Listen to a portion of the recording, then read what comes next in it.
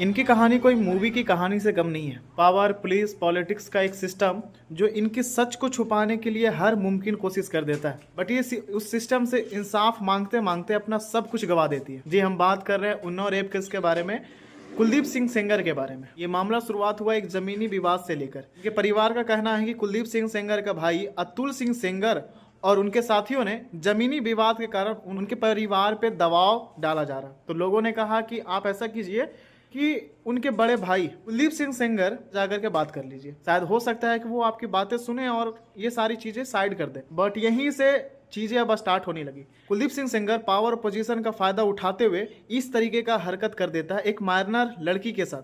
मामला जब बढ़ा, FIR दर्ज कराई जाए, तो 9 महीनों तक कोई भी FIR दर्ज नहीं हुआ, कोई भी केस तक नहीं हुआ। अब ये बात क्राइम से हटकर सिस्टमैटिक फेलियर तक पहुंच गया था। जब ये बात और बढ़ी, मीडिया आउटरीच जब इनको मिलने लगा, पुलिस वालों ने इनके पिता को पुराने केस में अरेस्ट कर लिया। जब इनके पिता को अरेस्ट किया गया तो इनको लगा कि अब सिस्टम से कोई उम्मीद रखना फायदा ही नहीं। तो इन्होंने CM के घर के सामने अपने आप को जलाने की कोशिश की, जिसके कारण ये नेशनल डिस्कशन बन गया, नेशनल आउटरीच बन गया। जब ये बात और बढ़ी तो 9 अप्रैल 2018 में पुलिस कस्टडी के अंदर ही इनके पिता को मार दिया गया। पोस्टमार्टम में इंटरनल इंजरी बताया गया। जब ये चीजें और बढ़ी तब वहां की पुलिस स्टेशन ने कुलदीप सिंह सेंगर के खिलाफ FIR दर्ज की। FIR दर्ज करने के बाद ये मामला पहुंचा सुप्रीम कोर्ट। सुप्रीम कोर्ट ने जुलाई 2018 में ये मामला CBI को थमा दिया। इन लोगों ने सोचा क्यों ना, हमारे पास पावर और पोजीशन सब कुछ है ही है,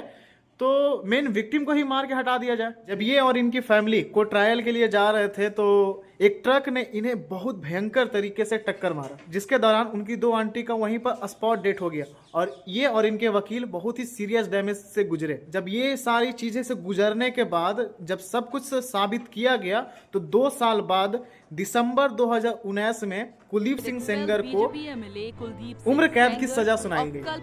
अब ये बात अब क्यों इतना फैल रहा, तो बात ये फैल रहा कि 2019 में इतना मामला होने के बाद उस क्रिमिनल को उम्र कैद से हटा करके अब 7 साल की केस यानी नॉर्मल केस मान करके उन्हें अब बेल दी जा रही है। और जैसे ही ये बात सामने आया, उनके फैमिली और इनको धमकी आना स्टार्ट हो गया।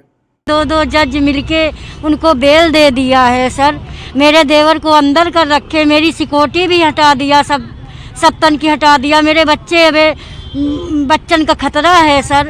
हम कैसे जिएंगे, कैसे रहेंगे सर।